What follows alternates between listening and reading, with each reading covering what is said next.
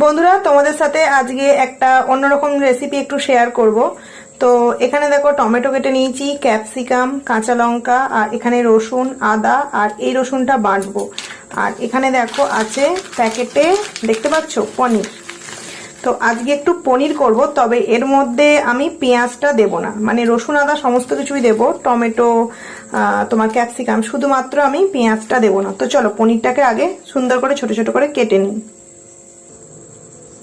তো দেখো এখানে আমি পনিরটাকে ছোট ছোট টুকরো করে নিচ্ছি, এই যে।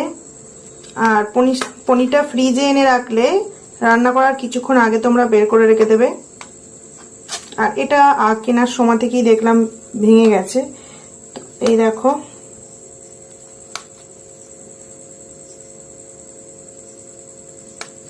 এই যে দেখো, এইগুলো একটু একটু ছোট ছোট হলো, ঠিক আছে।